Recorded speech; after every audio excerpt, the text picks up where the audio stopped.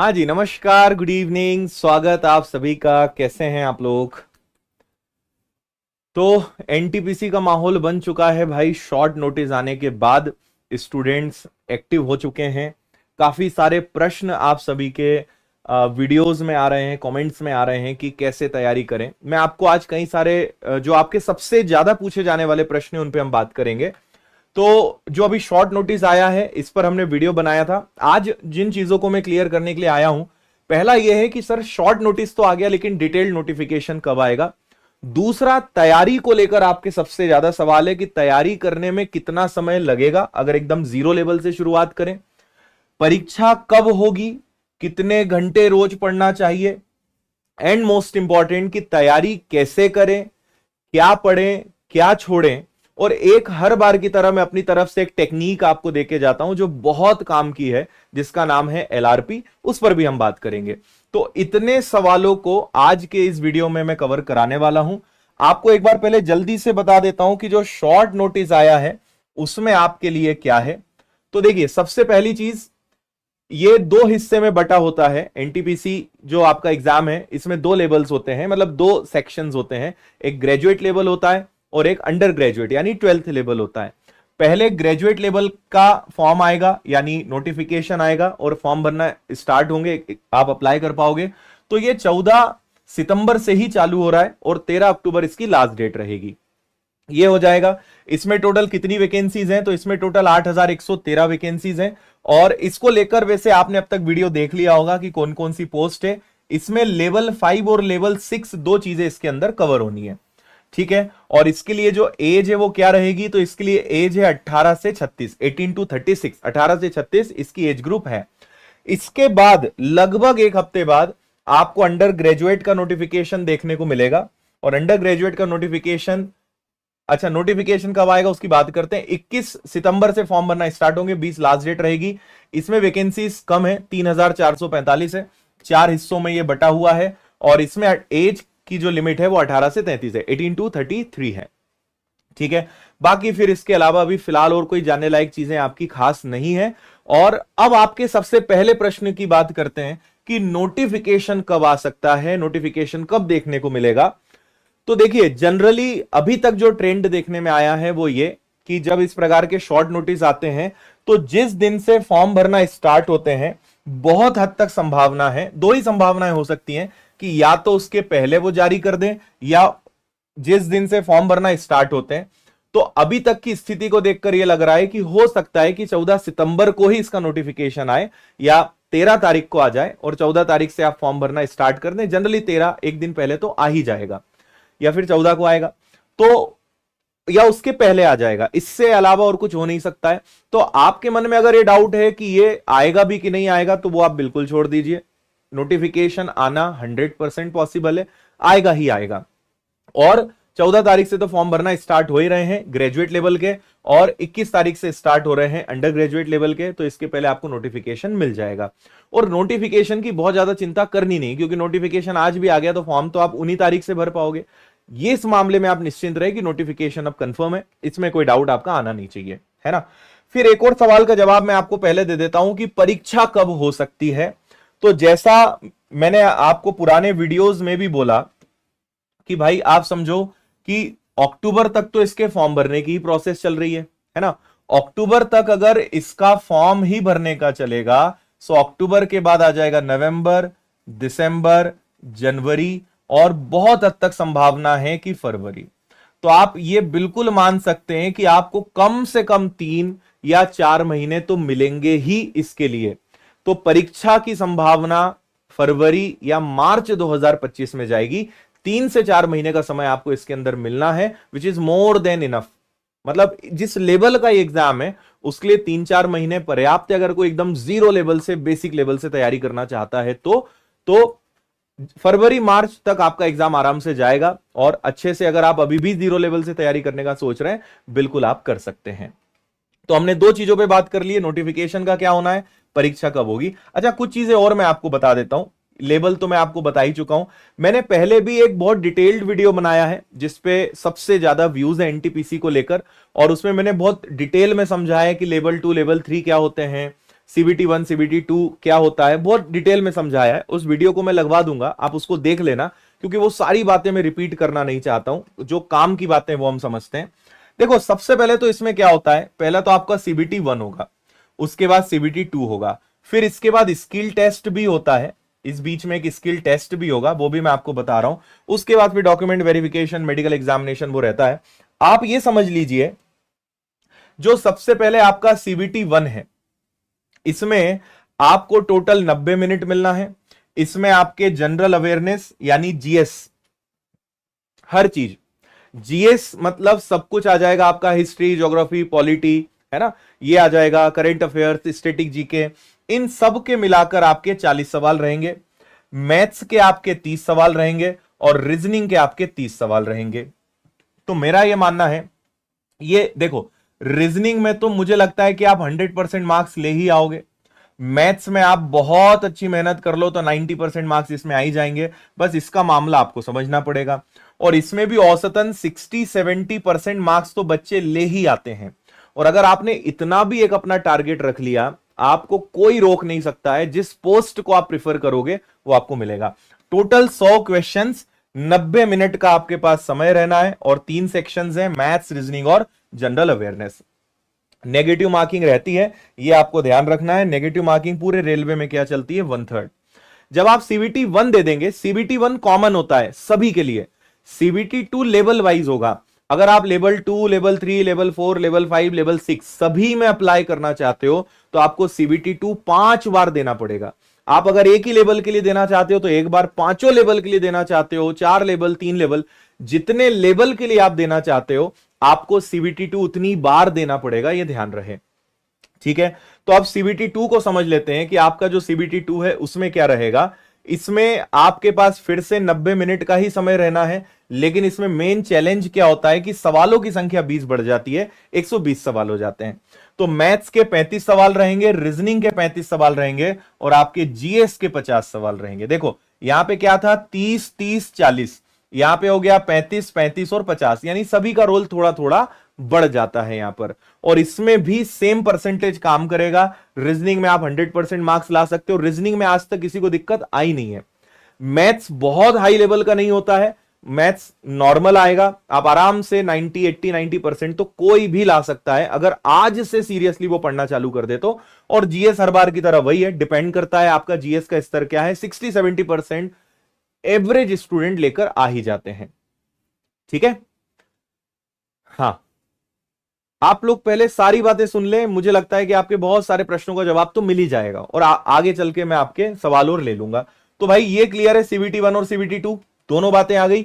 अब यहां पर एक चीज आप समझें, जो तीसरा फेज होगा इसके बाद, स्किल टेस्ट या टाइपिंग टेस्ट, तो यहां पर आपको थोड़ा समझना पड़ेगा। जूनियर क्लर्क कम, ये मैंने पिछले साल का नोटिफिकेशन निकाला है।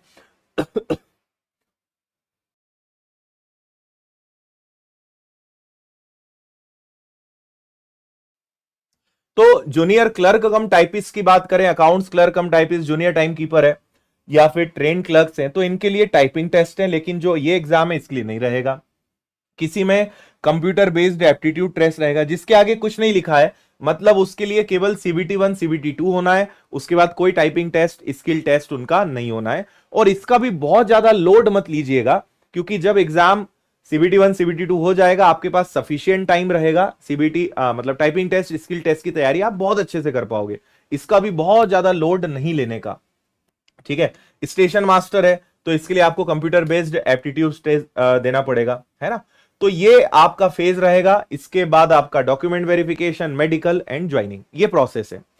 मैं आपको बस ये दिखा रहा हूं, पढ़ के नहीं सुनाऊंगा। इसको लेकर मैं अलग से पूरा वीडियो बना चुका हूं, और हमने बहुत मेहनत करके पिछले साल के जो एग्जाम्स की सारी शिफ्ट थी उनको डिटेल में पूरा निचोड़ निकालकर हमने आपको यह दिया था कि किस विषय से कौन कौन से टॉपिक्स आए और एवरेज कितने सवाल उस विषय से आए। जैसे फिजिक्स है तो फिजिक्स से औसतन पिछले वर्ष 1 से 2 सवाल आए थे, है ना। केमिस्ट्री है तो केमिस्ट्री से 2 से 3 सवाल आए थे। बायोलॉजी है तो उससे 4 से 5 सवाल आए थे। एनवायरमेंट है तो उससे 1 से 2 सवाल आए थे। करंट अफेयर्स, स्टैटिक जीके तो 10 से 12 सवाल आए थे। इसका भी अलग से वीडियो है जिसमें मैंने इन सब पर बात करी थी। हर सब्जेक्ट की, चाहे वो आपका हिस्ट्री हो, ज्योग्राफी हो, पॉलिटी हो, इकोनॉमिक्स हो, मैथ्स के सारे टॉपिक्स, रीजनिंग के सारे टॉपिक्स, इन सब पे मैं पहले भी बात कर चुका हूं। इस वीडियो की भी लिंक मैं लगवा दूंगा, तो आप उसको भी देख लीजिएगा, क्योंकि ये सारे पहले ही एक्सप्लेन किए जा चुके हैं। ओके भाई, तो ये तो बेसिक बात हुई, एग्जाम से रिलेटेड आप बातें समझ गए कि क्या पैटर्न रहेगा, क्या होता है, क्या नहीं होता है। अब हम थोड़ा सा तैयारी पर बात करेंगे कि तैयारी आप कैसे कर सकते हैं। और अभी विनर्स में भी आपको न्यू बैच मिलेगा, उसकी भी जानकारी मैं दूंगा। तो मैंने आपको पहली चीज ये क्लियर कर दी कि नोटिफिकेशन कब आएगा और परीक्षा की संभावना क्या है। अब हम बात कर लेते हैं कि तैयारी में कितना समय लगेगा। तो देखिए, दो प्रकार के ही लोग हो सकते हैं। पहले वो जो एकदम जीरो लेवल से तैयारी शुरू करेंगे, दूसरे वो जो आप प्रैक्टिस करेंगे। तो अगर आप एकदम अभी जीरो लेवल से हैं और अब तैयारी शुरू करना चाहते हैं, तो आप 3 से 4 महीने का टारगेट मानकर चलिए कि 3 से 4 महीने अगर आप लग जाएं तो आराम से तैयारी आप कर सकते हैं। अगर आपकी तैयारी डन है, आप एकदम रेडी हैं, तो आपको सिर्फ और सिर्फ अब क्या करना है, आपको सिर्फ और सिर्फ प्रैक्टिस करना है। और प्रैक्टिस करने के लिए 1 से 2 महीने आपके पास पर्याप्त हैं। ठीक है, हालांकि भी आरपीएफ का एग्जाम है, आप में से कई लोग सीजीएल का भी एग्जाम दे रहे होंगे, सब्जेक्ट सारे कॉमन है, तो आपको सिर्फ प्रैक्टिस करनी है। प्रैक्टिस में क्या करना है वो मैं बता रहा हूं। तो पहला आपका सवाल यह कि अगर एकदम जीरो लेवल पर है, 3 से 4 महीने आप दे दीजिए, आपका आराम से। और केवल ऐसा भी कुछ नहीं है कि सीबीटी 1 अलग होगा, सीबीटी 2 अलग होगा। आप पहले दिन से ही सीबीटी 2 लेवल की पढ़ाई करिए। लेवल में कोई ऐसा नहीं है कि सीबीटी 2 बहुत हाई हो जाएगा, सीबीटी 1 और सीबीटी 2 में बहुत डिफरेंस होगा, ऐसा कुछ भी नहीं है। एक बार में ही आप दोनों लेवल की प्रिपरेशन कर सकते हैं, और हम इस पूरी यात्रा में आपके साथ हैं, तो आपको चिंता नहीं करनी है। लेकिन अगर कोई आपसे कहे कि हम पहले सीबीटी 1 का पढ़ाएंगे फिर सीबीटी 2 का, तो ये सिर्फ आपको घुमाया जा रहा है, और यहां पे कुछ नहीं है। क्योंकि कोई सीबीटी 1 सीबीटी 2 जैसी मोहमाया है नहीं। एक बार में ही भाई परसेंटेज पढ़ना है, एक बार में अच्छे से पढ़ लो। मैथ्स पढ़ना है, एक बार में अच्छे से पढ़ लो, आराम से किया जा सकता है, उसमें कोई दिक्कत नहीं है। तो अगला आपका सवाल उठता है, कितने घंटे हमें रोज पढ़ना चाहिए। देखिए, ये वही सवाल हो गया, कितने घंटे रोज पढ़ें। तो पहला इसका जवाब है कि जितना ज्यादा पढ़ें उतना अच्छा। लेकिन सर, जितना ज्यादा तो ठीक है, कम से कम कितना पढ़ें। अल्टीमेटली सवाल इसमें यह होना चाहिए, कम से कम कितने घंटे रोज पढ़ें, है ना। तो मैं यह समझता हूं कि अगर आप जीरो लेवल पर हैं, तो आपको नहीं कुछ तो 5 से 6 घंटे तो कम से कम निकालने पड़ेंगे। कम से कम बता रहा हूं मैं, 5 से 6 घंटे तो आपको निकालने पड़ेंगे। अगर इससे ज्यादा समय निकाल सकते हैं तो 7 से 8 घंटे इज गुड इनफ। 7 से 8 घंटे पर्याप्त है, मतलब इससे ज्यादा रेलवे के लिए नहीं पढ़ना है। और अगर पढ़ लोगे तो फिर तुम रैंक ले आओगे। इतना समय कम से कम है, यह औसतन है, और अधिक से अधिक की तो कोई लिमिट नहीं है। 10 घंटे पढ़िए, 12 घंटे पढ़िए, कोई दिक्कत नहीं है, पर इतना पर्याप्त है और इतना कम से कम है। और इससे थोड़ा ज्यादा पढ़ेंगे तो आप फायदे में रहेंगे। तो 5 से 6 घंटे का समय अगर आप निकाल लेते हैं मिनिमम, तो आपकी तैयारी भी ठीक ठाक हो सकती है। एंड बेस्ट अगर आप मुझसे पूछेंगे तो वो क्या रहेगा, बेस्ट रहेगा 7 से 8 घंटे, ये पर्याप्त है। क्यों? क्योंकि आपको उसमें क्लासेस भी अटेंड करनी है, आपको उसमें रिवीजन भी करना है, आपको प्रैक्टिस भी करनी है, आपको नोट्स भी बनाने हैं, बहुत सारे काम करने हैं। तो क्लासेस में ही अगर दिन भर निकल गया, बाकी रिवीजन प्रैक्टिस पे आप समय नहीं दे पाए, तो भी थोड़ी सी दिक्कत है। तो वो भी हमें ध्यान रखना है। फिर अगली, अब हम डिटेल में थोड़ी सी बातें करते हैं कि तैयारी कैसे करें। और मैंने यहां पर एक चीज और लिखी है, एलआरपी, और क्या पढ़ें और क्या छोड़ें। देखो, क्या पढ़ें और क्या छोड़ें, ये एक बहुत स्मार्ट पार्ट हो जाता है। सिलेबस इतना बड़ा है कि आप अगर 1 साल भी पढ़ें तो भी कम है। अब यहां पर एसएससी की अगर बात करें, स्टूडेंट गलती कहां करते हैं और क्या चीज है जो कई लोग बहुत जल्दी सिलेक्शन दिला देती है, कई लोग लेट हो जाते हैं, वो ये, हम उन चीजों में अपना समय खराब करते हैं जो एग्जाम के पॉइंट से इंपॉर्टेंट नहीं है। एसएससी, रेलवे, आप इन सारी परीक्षाओं की तैयारी एक साथ कर सकते हैं, लेकिन फिर भी इन परीक्षाओं में थोड़ा थोड़ा अंतर है। एसएससी का अपना एक अलग पैटर्न है पूछने का, रेलवे का अपना एक अलग पैटर्न है। कई ऐसे टाइप्स हैं, कई ऐसे क्वेश्चंस हैं मैथ्स में, रीजनिंग में, जीएस में, जो एसएससी की आदत है कि वो इसी ट्रैक पर चलेगा, वो इसी प्रकार के प्रश्न पूछेगा, रेलवे उस तरफ नहीं जाएगा। कई ऐसे टाइप्स और पैटर्न है कि रेलवे में ही उस प्रकार के सवाल आते हैं, एसएससी में नहीं आते। सबसे ज्यादा बच्चे गलती यही करते हैं कि वो सोचते हैं कि जो एसएससी में आ रहा है वैसा का वैसे ही रेलवे में आ जाएगा, और वहीं गलती होती है। किसी भी एक चैप्टर में आपको पता है कि परसेंटेज की बात करूं, रेशो की बात करूं, CISI की बात करूं, 40-50 प्रकार के क्वेश्चंस हैं। अब आपको पता है कि SSC के कोई अलग टाइप फेवरेट होंगे, रेलवे के कोई अलग टाइप फेवरेट होंगे। तो हमें पहली चीज पढ़ना सब है, आपको कोई भी सब्जेक्ट छोड़ना नहीं है, आपको विषय सारे पढ़ना है, लेकिन आपको यह ऑब्जर्व करना सीखना है कि रेलवे का टेस्ट क्या है, रेलवे का स्वाद क्या है, रेलवे किस पैटर्न के सवाल पूछता है, वो परख आपको होनी चाहिए। नहीं तो आप उन चीजों में टाइम वेस्ट कर देंगे जो रेलवे का टेस्ट है ही नहीं, रेलवे उस प्रकार के प्रश्न पूछता नहीं है और आप उसी में लगे पड़े हैं। तो यहां पे आपको थोड़े से गाइडेंस की, थोड़े से मार्गदर्शन की जरूरत होती है। हम हैं ही, आपको समय समय पर बताते ही रहते हैं यूट्यूब के माध्यम से, और अगर आप फिर एप्लीकेशन में, कोर्स में, तो वहां तो आपको सब मिलेगा ही।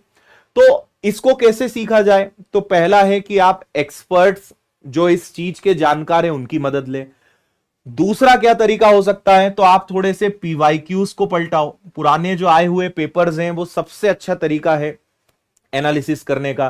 तो प्रीवियस ईयर्स के क्वेश्चंस देखेंगे, पुराने पेपर्स को आप देखेंगे तो आप बेटर एनालिसिस कर पाएंगे कि क्या आता है क्या नहीं आता है ना। पढ़ना सब है। परसेंटेज चैप्टर मैं आपको बताता हूं कि परसेंटेज चैप्टर को अगर दिल से पढ़ाया जाए तो कम से कम मान के चलिए कि 20 से 25 दिनों का वो चैप्टर है। लेकिन रेलवे के लिए 20 से 25 दिन नहीं पढ़ना है ना। रेलवे का काम जो है वो 10 क्लासेस में ही हो सकता है, तो हम 25 दिन क्यों खराब करेंगे। लेकिन अगर मुझे CGL मेंस लेवल का पढ़ाना है तो मुझे 20 से 25 दिन लेना पड़ेगा। तो अगर अब आप रेलवे के लिए एक चैप्टर को 20 से 25 दिन दे रहे हो तो आप उस चैप्टर में आपने 15 दिन वेस्ट करे। बात समझ में आ रही है? इसी को बोलते हैं क्या पढ़ें और क्या छोड़ें। हमें उन टाइप्स को पढ़ना है, उस चीज पे फोकस करना है जो रेलवे की चॉइस है, रेलवे जिस प्रकार का पूछता है। बहुत माइनर सा डिफरेंस है, लेकिन एक्सपर्ट्स समझ जाते हैं और PYQ से आप बेटर अंदाजा लगा पाते हैं। तो पुराने papers, mock test, previous years के क्वेश्चंस, ये डिसाइड करते हैं क्या इंपॉर्टेंट है क्या नहीं है। लेकिन मैं फिर एक बात क्लियर कर रहा हूं, पढ़ना सारे विषय हैं। आपको मैं कभी ये नहीं कहूंगा कि भाई इस विषय को तुम छोड़ ही दो, इसको तो पढ़ना ही मत। नहीं, सबसे इंपॉर्टेंट जो चीज होती है ना वो होता है सीक्वेंस। ये बहुत इंपॉर्टेंट है भाई, सीक्वेंस।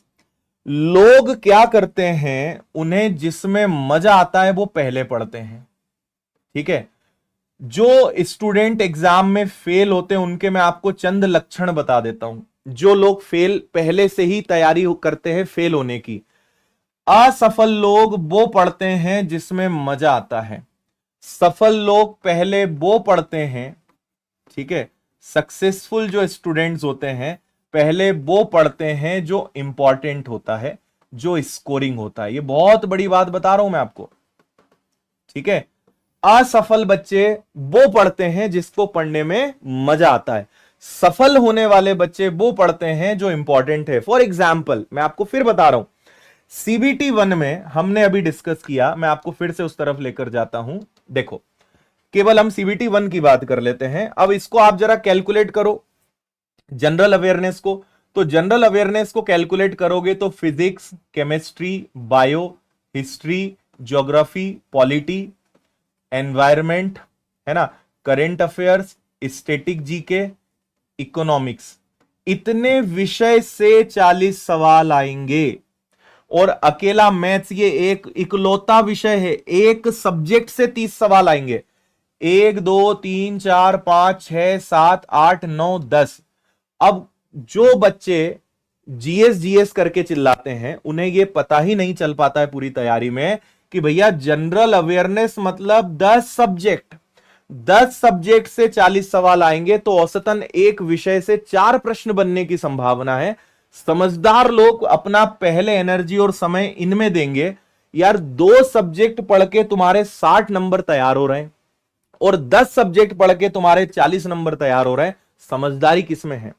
10 सब्जेक्ट से 40 नंबर लाना है कि 2 सब्जेक्ट से 60 नंबर लाना है? मैं फिर अपनी बात रिपीट करूंगा, पढ़ना सब है, पढ़ना पूरे विषय है। और रेलवे में कभी भी 2 या 3 विषय मत बोला करो कि मैथ्स, रीजनिंग, जीएस, साइंस ही तो पढ़ना है। नहीं, 12 सब्जेक्ट पढ़ने हैं आपको।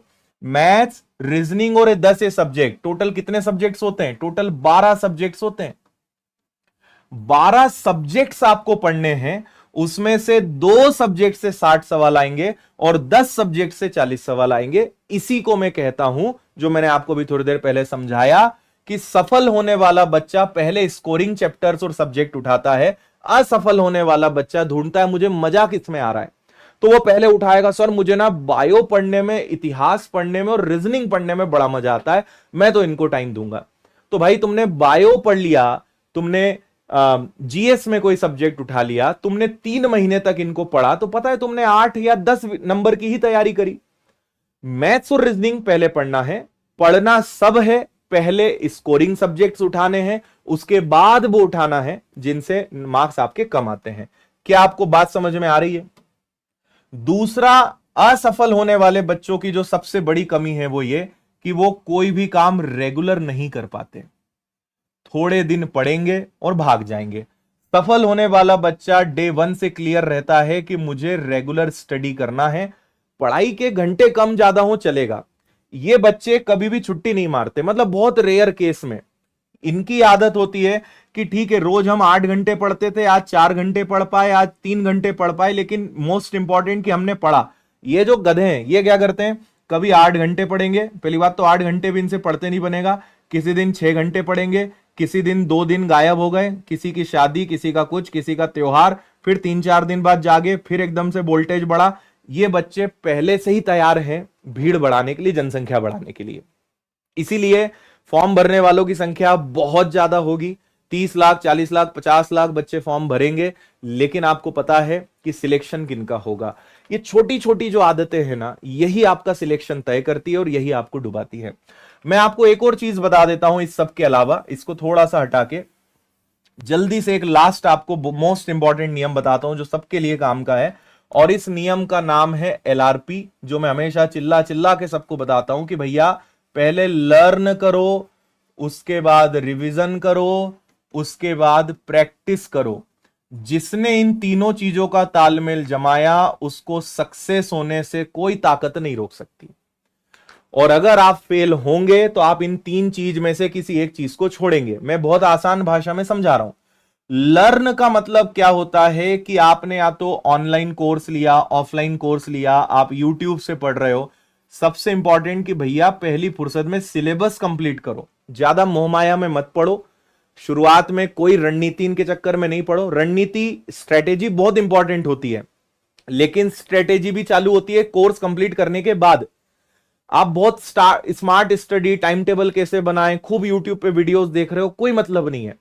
पहला आपका एकमात्र टारगेट है सिलेबस कंप्लीट करना है। सारी रणनीतियां, सारी सब टेक्निक सिलेबस कंप्लीट करने के बाद काम आएगी, क्योंकि सारा खेल फिर प्रैक्टिस का है। और प्रैक्टिस यानी टेस्ट लगाना। कब अच्छा बनेगा? जब सिलेबस कंप्लीट होगा।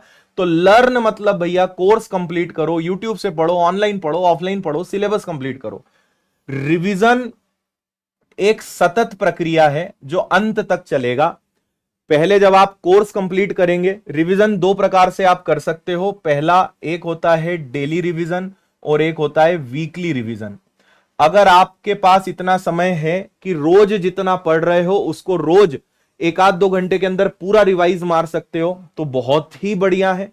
समय की कमी है तो एटलीस्ट हफ्ते में 1 दिन खासकर संडे को रिवीजन मारने की आदत बनाओ। रिवीजन को इग्नोर मत करना।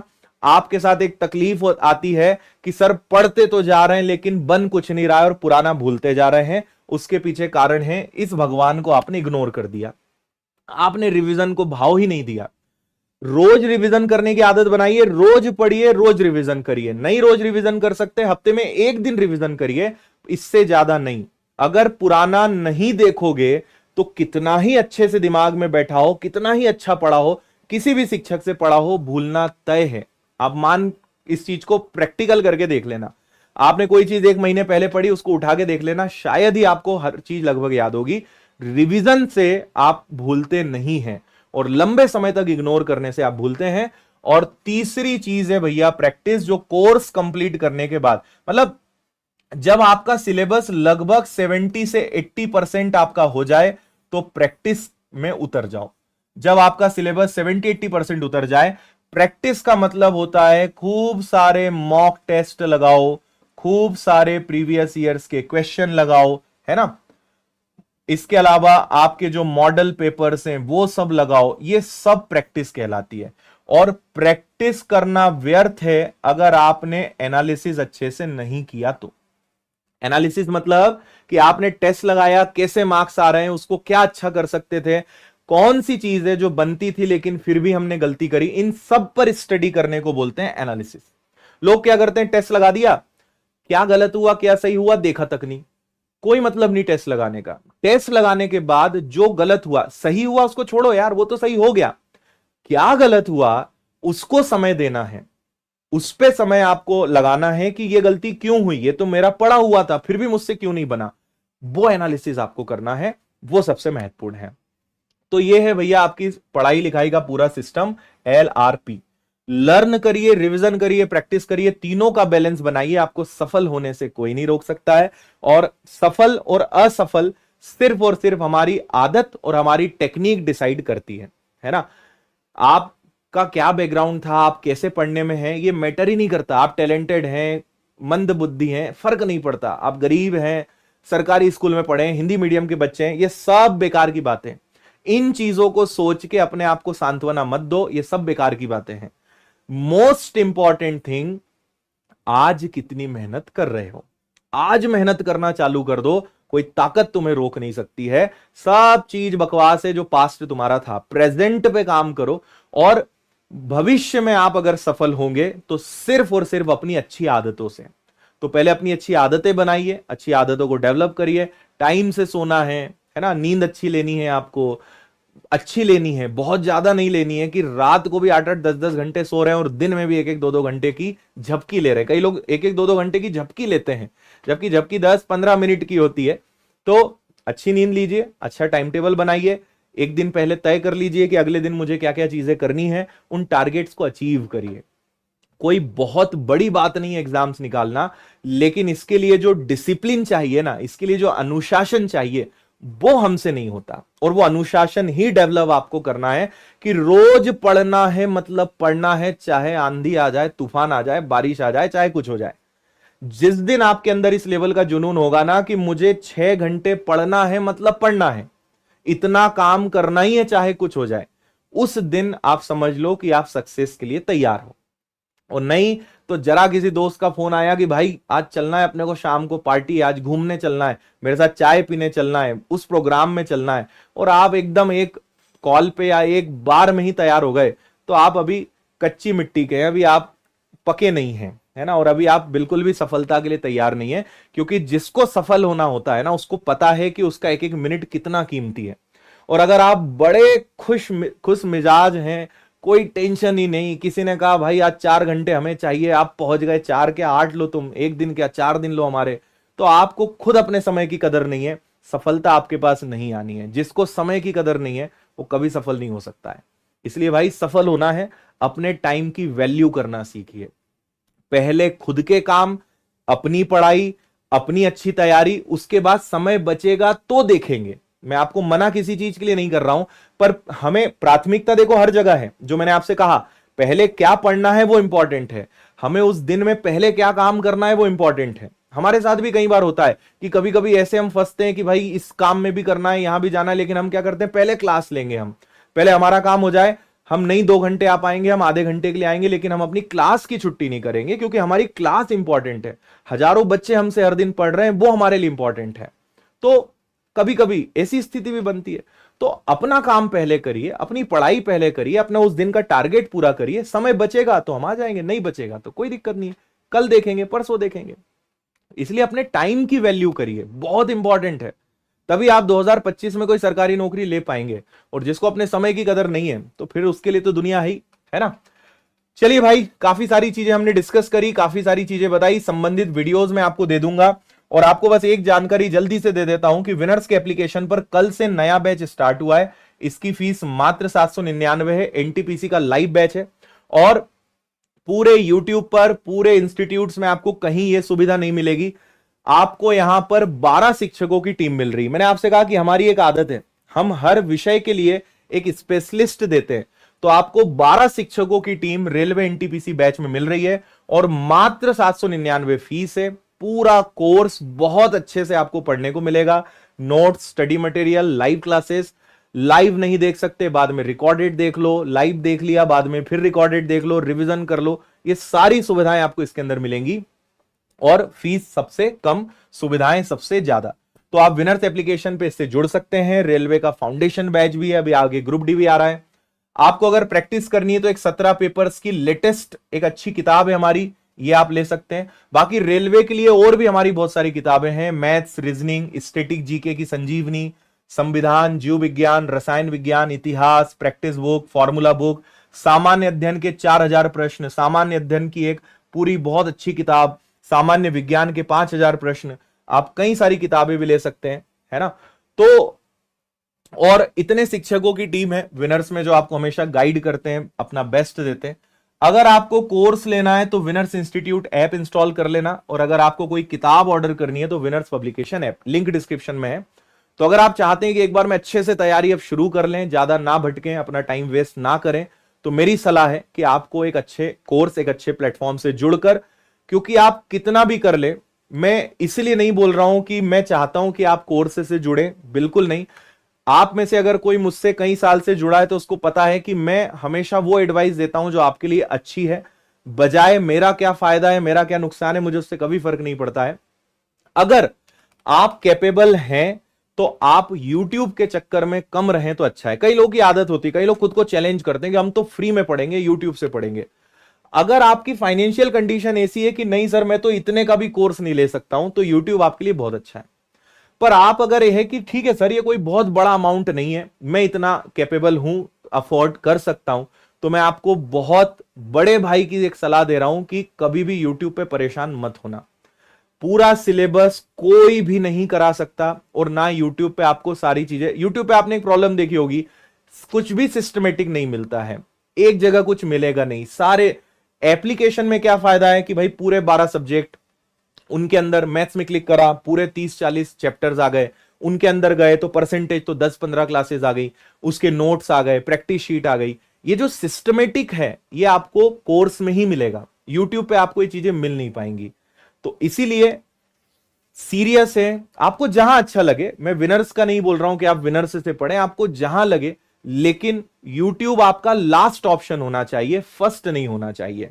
कैपेबल है आप ऑफलाइन पढ़ें, ऑनलाइन पढ़ें, आप इंदौर भी आ सकते हैं, विनर्स के कैंपस में पढ़ सकते हैं, एप्लीकेशन से पढ़ सकते हैं। कुछ भी संभव नहीं है कि सर मैं तो ना ऑफलाइन आ सकता हूं ना कोई कोर्स ले सकता हूं, तो YouTube है, लेकिन YouTube must be last option, आखिरी ऑप्शन है, वो पहला नहीं होना चाहिए। अगर कैपेबल है तो उस तरफ ना जाए, ये मेरी एक सलाह है, ये आप ध्यान रखिएगा, ठीक है भाई। बाकी टेस्ट सीरीज भी हमने लॉन्च कर दी है, 149 की टेस्ट सीरीज आपको एनटीपीसी की मिल जाएगी, और मॉक टेस्ट, सारी चीजें हैं, बहुत सारी चीजें हैं जो मैं समय समय पे आपको बता ही चुका हूं।